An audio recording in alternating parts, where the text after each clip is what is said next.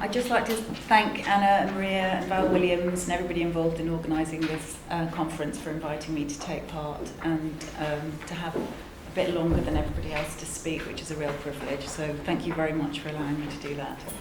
As Anna said, I'm going to try and cover in the next 45 minutes about roughly 20 years worth of work. So I'm going to talk quite quickly. I wanted to start, so thinking about this 20 years between the 2003 Iraq War and now, and kind of looking at the work, not just in terms of the finished works, but also telling you a little bit about the research that went into the development of the work, things that I was looking at, archival material, things that I was reading. So this is an article that was published in 2004 in the aftermath of the Iraq War. In the Independent newspaper, and it was focusing on a woman called Margaret Cox, who was a forensic anthropologist, and she was working at the time in Iraq to uncover mass graves of Iraqi civilians who'd been murdered during the Ba'athist regime in Iraq over a period of about 35 years. So civilians who had been disappeared by the regime. But the article opened with an introduction to her earlier work. So in the late 1990s, she was working in Kosovo, and the opening paragraph of the article was really striking for me because it described how she was working. So she was going out into the countryside, looking for a blue butterfly, and she would find the blue butterfly, follow it. In the butterfly kingdom, butterflies only ever reproduce on a specific species of wildflower. So she would follow these blue butterflies, find Artemisia vulgaris growing en masse, this wildflower, and almost every time that she did this, she would uncover mass graves. So it was this idea of nature kind of revealing something that was hidden in the landscape that was very striking for me. And it made me think about other occurrences in the Middle East, in Middle Eastern history of the disappearance of civilians. Thinking about the disappearance of Palestinian villages after the formation of the State of Israel in 1948, thinking about the Armenian genocide in 1915, and of course the greatest genocide of all in the 20th century, the Holocaust. So thinking about the relationship between bodies and the landscapes in which they've been buried. So that's one way of obviously disappearing bodies, by burying them. But the other way is is a more ideological way. And one of the things that I've been very interested in for a long time is the Orientalist notion of the Middle Eastern landscape as a desert landscape that's unoccupied, and looking at the way in which that's been represented through the history of European painting. And just how that influenced the way in which contemporary warfare has been represented. So the 91 Gulf War, so I started to look back at previous conflicts within this landscape, and thinking about just how radical and such a shift happened during the 91 Gulf War, where journalists were no longer free to roam, they were embedded with the military. You had these images appearing of these vast desert landscapes just with military hardware either in or above. And also the way in which this was the first conflict that was represented almost exclusively from the air. And thinking about the new technologies that were adopted as a way of showing this war, or showing warfare in general, as being clean and clinical and surgical. So you have these extraordinary aerial images of attacks from the air, often with the cameras attached to the weapons, so cruise missiles with cameras attached to them, which were actually offering a live feed. So thinking about how the technology itself can disappear the bodies. So when you take the camera up into the air, what you do very efficiently is to disappear the bodies on the ground. So thinking about these three different ways of disappearing the body: by burying the bodies, by imagining that these landscapes are emptied out of bodies. So this idea of terra nullius, which is something that's informed European imperial expansion for centuries, this idea of landscapes being empty and available for occupation. And then also thinking about how the technology of imaging itself can disappear bodies. So I started to think more carefully, or do more research, looking at the relationship between the aeroplane and the camera. And that took me back to the earliest photographs of conflict that were recorded in this way. So going back to the First World War and looking at images that were in archives like the Imperial War Museum archives in London and the Smithsonian archives, and finding images like this that were photographed by a unit in the American Air Force, which was actually set up by Edward Steichen, who was invited to set up this new kind of revolutionary unit, photographing from the air in tiny biplanes, large format cameras, and creating actually these very beautiful photographs of this landscape. So this is in 1917-18, when the war has been raging for years and the whole of the north of France and Belgium is completely devastated. You know, all the trees and buildings have been destroyed, and you just have this kind of flattened out ground in which you can see the kind of patterning of the trench systems, you can see the pock marks of the shelling, and creating a kind of almost a sublime abstraction out of this landscape, which is really a landscape of utter horror. You know, this is effectively a landscape which is a mass grave. So again, you know, thinking about how one can disappear the bodies by looking from the air. I was very influenced by this book by the British art historian Kitty Hauser, who this was published in 2007 or 8, and she was looking at the relationship between photography, flight, and archaeology. So one of the things that emerged out of the use of the camera and the aeroplane during the First World War is that all these new archaeological sites were discovered almost by accident through this process of flying at dawn and dusk, when shadows were very long. And one of the things that was very striking to me was her description of how, or her drawing this analogy between the ground, in which an archaeological site could be only visible if you were above it in the air at dawn and dusk when shadows were long, and you know, these tiny undulations in the surface of the ground would reveal, almost by magic, the footprint of a structure, and maybe, I don't know, the foundations of a Roman fort or a medieval building. And she sort of, she talked about this as being like a kind of photographic, like a latent photographic image in the landscape. The landscape itself could hold this image, and through the process of being there at the right time in the right light, with this evidence of the occupation of this land being revealed. So I started looking at how aerial archaeology developed, firstly in Europe, and then how it's used elsewhere in the world. And these photographs I discovered in the library of the Arab Image Foundation in Beirut. Extraordinary aerial photographs taken by Antoine Poidebar, who was a French archaeologist. He was also a Jesuit priest, and he was in Lebanon as a missionary. But he was a pilot, a photographer, an archaeologist, and he photographed all of these Roman sites across what is now mainly Syria and the north of Iraq. And I was just very struck by how much some of these images look a little bit like photographs from the First World War. You know, they look like they could be photographs of devastation from aerial bombing. So I decided to borrow some of the methodologies of aerial archaeology and to go back to the Middle Eastern landscape, working with the help of archaeologists who were working in that landscape. So these were two archaeologists who've been working in Jordan for the last 30 years or so, photographing archaeological sites from the air, and making a selection of sites to record some of the earliest signs of human occupation in the landscape. So going back to Stone Age and Iron Age sites, looking at Nabatean sites, Roman sites, Crusader sites, Islamic sites, going through the kind of history of all of the different peoples who have occupied this landscape.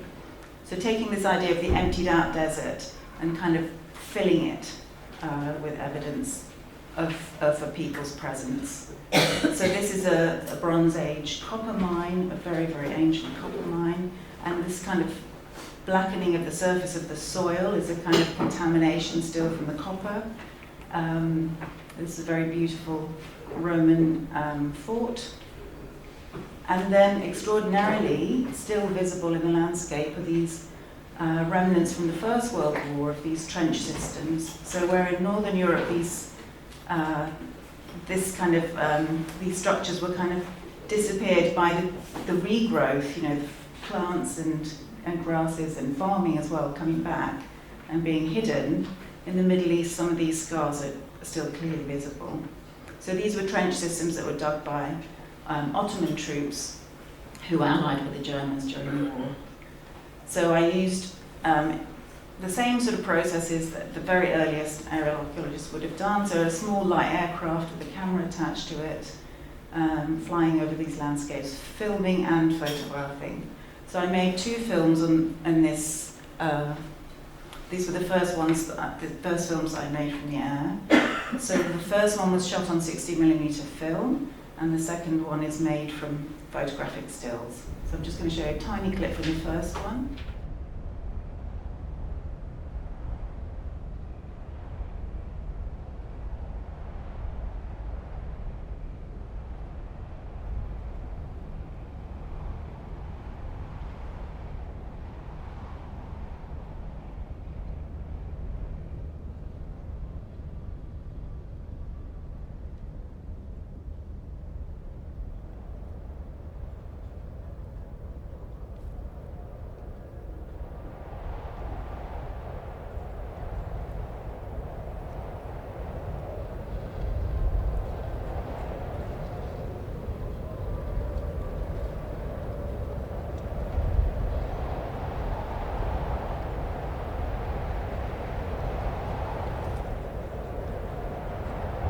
This is 60mm film. The camera is fixed to the wing of the aeroplane, pointing directly to the ground, and then as we're moving across the ground, filming, so that the film is kind of slipping down the screen very beautifully.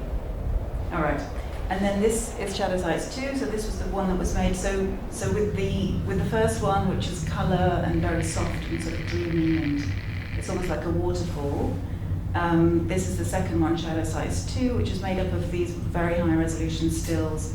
And with this film, we're kind of zooming in on the sites and dropping into and then dissolving from one site to the next.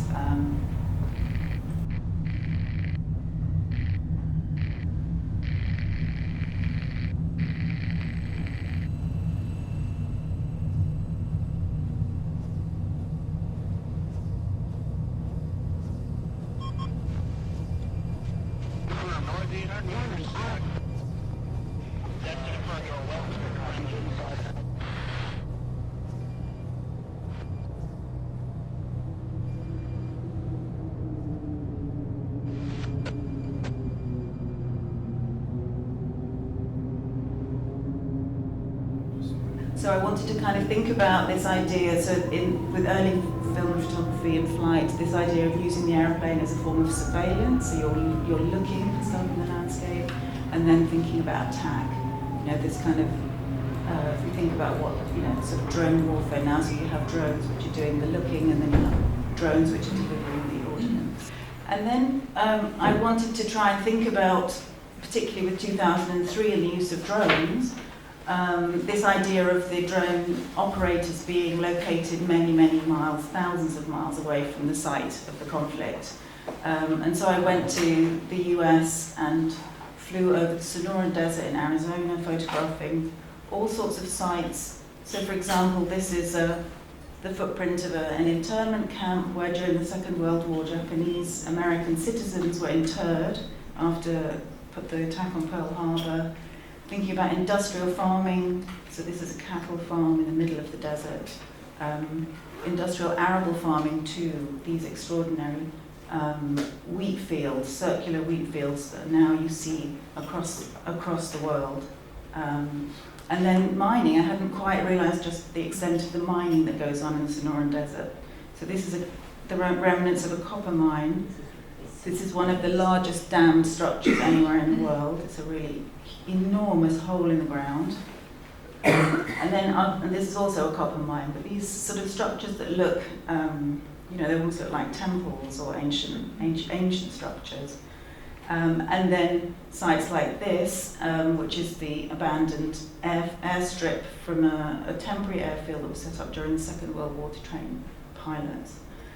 So taking photographs of these sites, I then animated them very subtly, so either just by shifting the light slightly over the images or rotating them. I made a whole set of very small films looking at these sites. I picked two of the mining sites, an agricultural site and these airstrip. And then going back to the Imperial War Museum, the Imperial War Museum in London has this long tradition of commissioning artists to record the conflicts in which British forces have been involved, so going back to the First World War. And I came across these paintings by Richard and Sidney Carline, who were brothers, who were both commissioned to record the air warfare during the First World War, which was a new technology and kind of untested technology. And they made these photographs towards the end of the war, 1918, over France and Belgium, and I was just struck by how much these looked like desert landscapes, actually. So these were both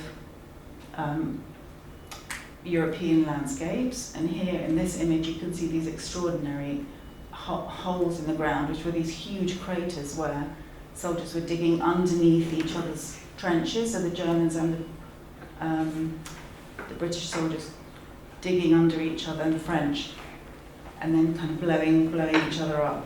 But the Sidney and Richard Carline were then sent in 1919 to the Middle East, again to record what was happening there post-war. And I was just really struck by how extraordinary these paintings are, because this one is Baghdad, and this one is Gaza, looking like a beautiful English village. So I was very struck by the way in which the war itself had reduced the European landscape to a desert, and then here in the Middle East we have these beautiful green, river landscapes, rural idyls really. So I wanted to try and make a film in the English landscape, and trying to make the English landscape look much more like the Middle Eastern desert. So the idea really with working in the Middle East, the American desert, and the British landscape was to also try and build this relationship between these three different locations, which are thought of as very far apart, but are all tied together through this kind of complex history, these complex geopolitical relations. So I was looking at sites in England where, so for example, this is an estuarine site, where the tide has gone out, it's very muddy and sandy. And then looking at Roman sites, for example, so thinking about all the Roman sites that I'd looked at in the Middle East and how similar they are to the Roman sites in the UK, which of course is the furthest north, the point furthest north of the Roman Empire compared to Syria and Jordan and Iraq, which were the furthest point east. Looking at ancient structures, looking at contemporary structures. So this, for example, is a pig farm. And then looking at sites that are connected to British military history as well. So thinking about sites where the army's been present or the navy. And I got very interested in sites like this, which is a gunpowder factory in Cornwall. And thinking about the production of weapons as well, and what kind of what remains in the landscape from that kind of industry. And I was very struck with that image, just how similar it was with this image that comes from the 91 Gulf War of these aerial attacks, or the photographs of aerial attacks on military airfields. And I came across this fantastic book by Brian Dillon, art critic, talking about gunpowder production in the UK, and the history of gunpowder production, and the way in which it was focused on an area in North Kent, a very small area in North Kent, close to where he was living. It's a really interesting book, so it's a kind of it's sort of a record of his walking in this landscape and thinking about the landscape. So there was a huge explosion that happened during the First World War in one of these gunpowder factories, in which more than 100 people were killed. It was really catastrophic. You know, people in northern France heard the explosion. It broke windows in London. You know, it was an enormous thing. But the thing that I was very interested, and Kitty Hauser does that in her book too, is that he's very interested in how artists tried to represent the moment of explosion, this moment of great violence, and thinking about how an explosion is a little bit like the taking of a photograph, that it happens in a fraction of a second. And with a photograph, what's left is an image of that moment, and with an explosion, what happens is everything before is completely transformed. So after the explosion, nothing is the same, and it's completely devastating. So just thinking about the relationship between that fraction of a second moment. So this is the area that the next film focused on in North Kent. So you can see, I use this little pointer. So here, so this is called the Hoo Peninsula, this funny tongue-shaped piece of land that's between the Thames estuary. Ooh. So that's the Thames there, and this is the Medway. So at the end of the western end of the Hoo Peninsula is a huge gunpowder factory that closed in the 1920s, and then in Upleys down here, near Faversham, very historic gunpowder production happened. So this is from the 16th century on. Gunpowder's been produced there for hundreds of years, but it's also the home of the British Navy at Chatham. It's where the Royal Engineers were based on the Hoo Peninsula. So it's an area that's very rich with military and also industrial history. And the thing I didn't know was that on the east end of the Hoo Peninsula, on the Isle of Grain, there's this huge oil refinery that was built in the early 1950s by the Anglo-Iranian Oil Company. And this is the company that was the first company that was established in the Middle East to extract oil from the southwest of Iran. And this happens before the First World War. And it's one of the reasons why all of the European powers were really fighting over that part of the world, even during the First World War. So oil had been discovered in the north of what is now Iraq, in the southwest of Iran, and so it was already being extracted that early. So then I was looking at photographs in the Aerofilms archive. These now belong to Historic England. This is a photograph of the gunpowder factory at Cliff. So these really strange architecture where all the various elements of the making of gunpowder had to be kept separate so that there wouldn't be any accidents. Oh, and this is a photograph of the Anglo-Iranian oil refinery while it was functioning in the early 50s. So I did a number of kind of flights to see what those sites look like today. And again, the Medway is a very, it's a tidal estuary, so when the tide goes out, you get these really extraordinary shapes in the landscape appearing. And this time I worked with a drone and filming from a helicopter. And the film in this case was a combination of moving image and photographs. And then recording sound, ambient sound on location as well. So kind of industrial sounds, but natural sounds too, combined together. And I'll just show you a few stills from that film. And so I made the film very desaturated. I wanted to try and make the English landscape look as alien as possible and as far away as possible in a way from that kind of rural idyll, which is the kind of fantasy about British landscape. So sites like this, which are sewage works, and then sites like this. So this is a really early, it's like a defensive fort that was built in anticipation of a French invasion that never came. And then with the oil refinery, which was decommissioned quite soon after it was set up actually, a lot of the oil tanks were taken away, and these were just the footprints that were left of the oil tanks. And again, I was going to play you a little clip of that, but that's not working. And then the piece I'm going to finish with for now is this work which I made last year called Timelines, trying to think about that period between the First World War and now, 120 years or so, 110, and so we're going to try. This actually is this film will be screening later this evening, so you'll be able to see it. Where to start? So the V&A has the most extraordinary collection of Islamic metalwork, one of the best in the world. And a few years ago, they were re-hanging their galleries. And Tim Stanley, who was one of the curators in the Middle East department, published this book, kind of reviewing the material in the collection. And the book ends with the 20th century, beginning of the 20th century, with this object, which is in the collection but has never been shown. And it's a tray that was made in the early 1920s in what is now Iraq. And I was doing a talk about my aerial work, and he approached me afterwards and said that this object was in the collection. Would I like to have a look at it, because it features aeroplanes, biplanes.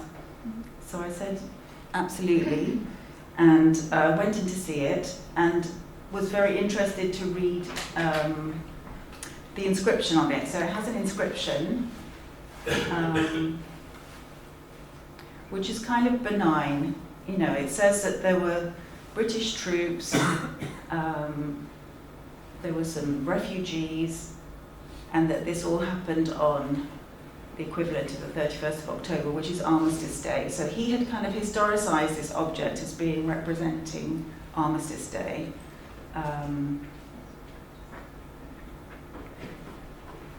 Why did I put these in? Oh, so thinking about conflict and Britain, and thinking about the last time that the British Isles were actually occupied, invaded, and of course it goes back a very, very long way. So it's more than 1,000 years since Britain has been occupied by a foreign force. So when the Norman invasion happens in 1066, I was very interested in this record of it. So the Bayeux tapestry shows the kind of progression of these events. And when I actually saw it displayed, I was really struck. So it's in this beautiful case, which runs, you know, it's a huge gallery, but it's this endless kind of almost cartoon-like unfolding of the narrative, which I found really striking, because it was so much like the Assyrian friezes that you can see now in the British Museum, these beautiful extended linear unfolding narratives of actually what's really horrific. You know, if you look at the detail here, you can see people being, you know, they're very violent, although they have this kind of cartoonish quality about them. And on the tray itself, a similar thing was kind of happening. So the iconography is quite naive. And so across the middle of the tray is this river scene, and you can see people crossing the bridge, the pontoon bridge, waving flags. So these are the refugees, you know, in the inscription. There's one of the aeroplanes across the river, flying over the river.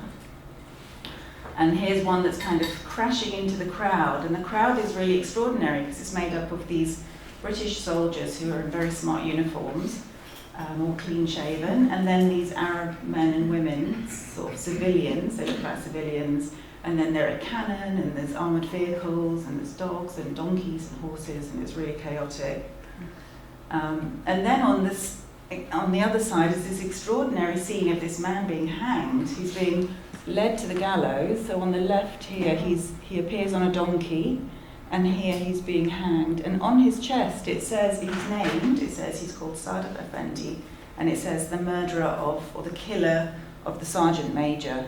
So this is an Iraqi man who's being executed for killing somebody in the British forces. So when I first saw this tray, I said to the curator, Tim Stanley, I don't think this is anything to do with Armistice Day. I think this is something to do with the rebellion, what became known as the Arab Revolt of 1920, in resistance to British occupation. And he was like, no, I don't think so. It says Armistice Day on the tax. Anyway, so we had this disagreement. And then what I ended up doing with the tray was making this film, which is really large scale. So it's about 13.5 meters long and about 3 meters high on this curving screen. So trying to kind of invoke this idea of the diorama or the panorama. And then I introduced a voiceover. Again, I will play the voiceover for you. Oh, I hope the sound works. We check the sound, didn't we? It does work. You mean the one in the later? When we get to it, yeah. yes, yeah. So what happens is you see these kind of larger scenes where you've got these characters. So here you have the soldiers and their cannon. So for those of you who don't know, during the First World War, the Ottomans were allies with the Germans, and you know the Middle East became one of the big battlegrounds on which the Allies fought the Germans and the Ottomans. And one of the things that happened was the French and the British promised the Arabs independence from the Ottomans if they became allies, and that happened throughout. So the tribes of the northern Saudi Arabia, what's now Saudi Arabia and Jordan, and also in Iraq. And then when the war was over, apart from the Sykes-Picot Agreement that was sort of made behind closed doors, where the whole region was carved up between France and Britain, the British didn't leave Iraq, they remained, and there was a really big rebellion against them. And historians now say that had it been successful, that would have really broken the British Empire much earlier. So what I did with the tray was have these kind of wide scenes where you could sort of see what was going on, like the Assyrian friezes, and then coming in very close, so photographing very high resolution, coming in closer and closer and closer to the surface of the tray until the surface is transformed into a landscape. And by now we're kind of up in the air, flying over it. So this is one of the books that just kind of details this history, which is very little known, the history of the resistance to the British occupation in Iraq after the First World War. So the British narrative around aerial warfare really begins with the horrors of the Blitz, and Britain being a kind of victim of aerial warfare, and actually what was happening across the empire, not just in Iraq, but the British were experimenting with attacking civilians from the air as a way of quelling resistance. So one of the things I came across in the National Archives is this amazing album that was kept closed until 1980, so this is 55 to 60 years.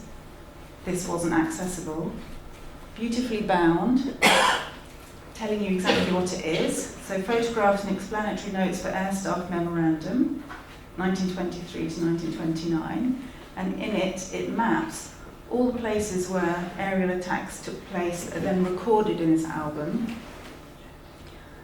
with notes explaining where we were, who was resisting, and why, and how they were quelled with the use of air power. And these beautiful photographs of biplanes flying over the Iraqi landscape from north to south. So one of the things Tim Stanley told me when I sort of questioned him about the tray was, yes, of course, air power was used against the Kurds in the north of Iraq in the 1920s because they were trying to get their independence. And I was saying, no, but it was happening elsewhere as well, and he wasn't so sure about that. So here was this hard evidence of villages being attacked. So you can see in this amazing photograph, there's a tiny little biplane in the top left-hand corner, you can see, that's just delivered its weapons. And again, a little bit like those photographs I showed you of the First World War trenches, these amazing, quite beautiful photographs of villages here being, incendiary bombs being dropped on them. And so this was this was how the British basically quelled the rebellion, by attacking the villages from which the tribes who were resisting came from. And it was successful. And there are all sorts of lovely notes Let me just read you a tiny bit. Blah, blah, blah. When an insurrection had broken out, after exhaustive efforts to obtain submission without resort to air action, severe air action had to be taken, and after operations for 2 days and nights, all the sheikhs surrendered unconditionally. So it was very successful. And when I showed the film, there was an article that was published about it in the Art Quarterly, and amazingly enough, shortly after, we got this email, what came through the V&A anyway, by somebody who was writing to say that they had a similar tray in their family collection.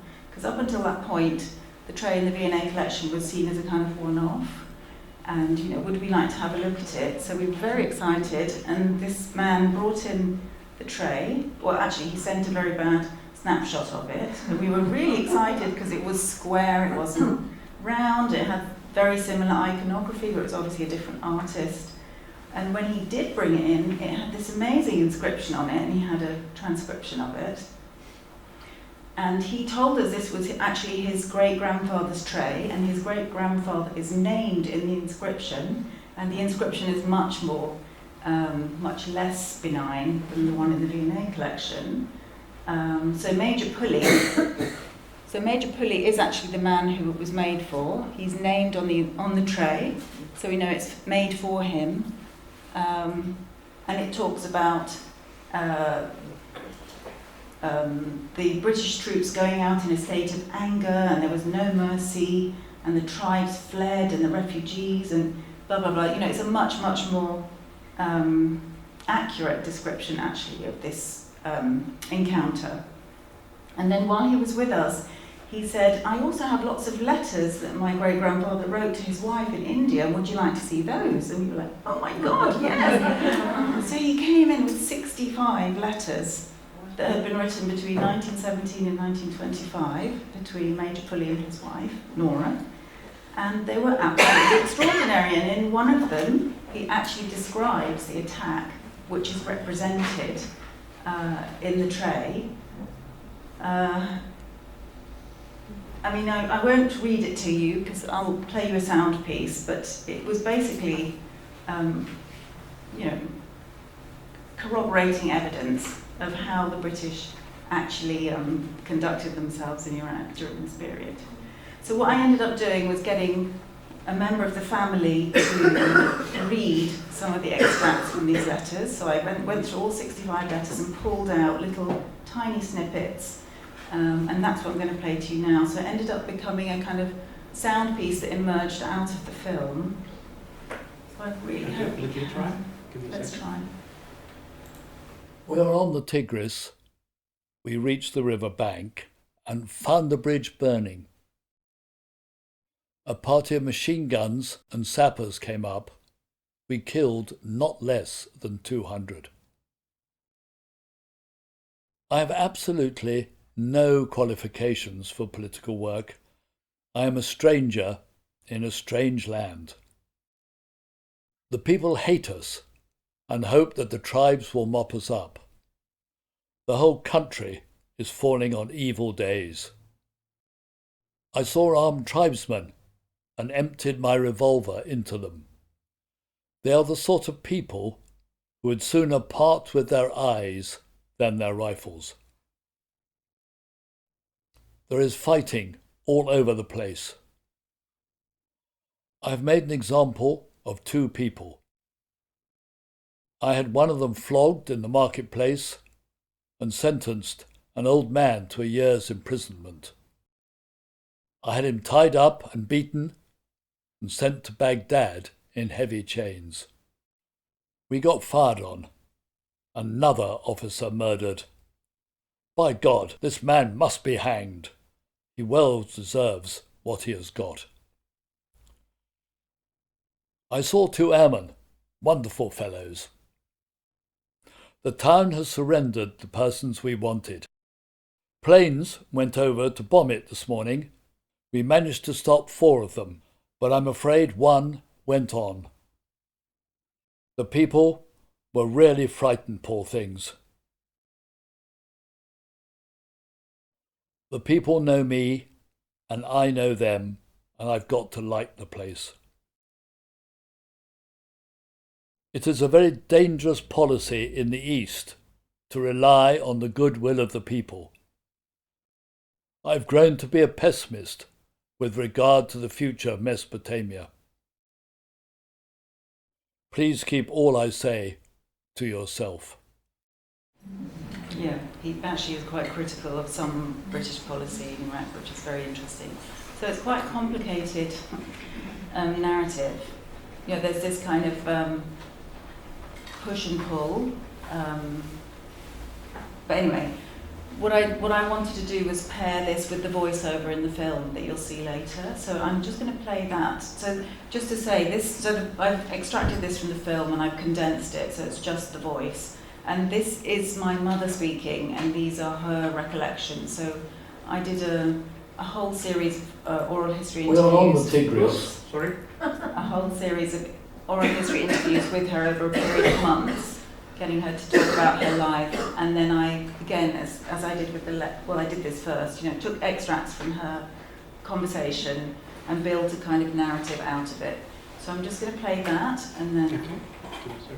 There was this beautiful, beautiful river, a very, very dangerous river with swift currents, a very dangerous place, very deep water. They were very politically aware. They felt they were living under a repressive regime. They were all part of an underground movement. They were very optimistic. It was wonderful, the hope and the promise. And then what happened afterwards was so bad. Everywhere there were guards, secret police on the streets watching. They did not want to be seen. Some of his relatives had been shot by the British. Him and the other rebels were armed. They chased this policeman and he got caught between these rebels and was shot. Some men had been hung. They were hung under this bridge. When the aeroplanes came, it made me realize that the situation was very volatile. There was a lot more tension everywhere. People were really worried. All those places have been devastated. That was very sad. It was just, for everybody, utterly horrendous. They've seen such dreadful things. They've been through things that we haven't. Such sadness. And so just to say, so she's talking about, her experience as a child, experiencing the Blitz. So my mother grew up in England, but with Irish parents. And then when she met my father, who was studying in England from Iraq, she married him and moved to Iraq. So she spent nearly 20 years living in Iraq through quite a turbulent time politically. So she's recalling all of these different things happening at different moments. And she's even talking about her father telling her stories about resistance, the War of Independence in Ireland and Republican resistance to British rule in Ireland. And so I was very interested in the fact that, in 1920, when the rebellion in Iraq is happening against British occupation, is exactly the time that the Irish War of Independence is going on. And then I'm just going to finish by telling you where we got to with the V&A and the story of the tray. So after Major Pulley's great-grandson brought in his letters and his tray, the curator wrote to me and said, you know what, I think maybe you might be right.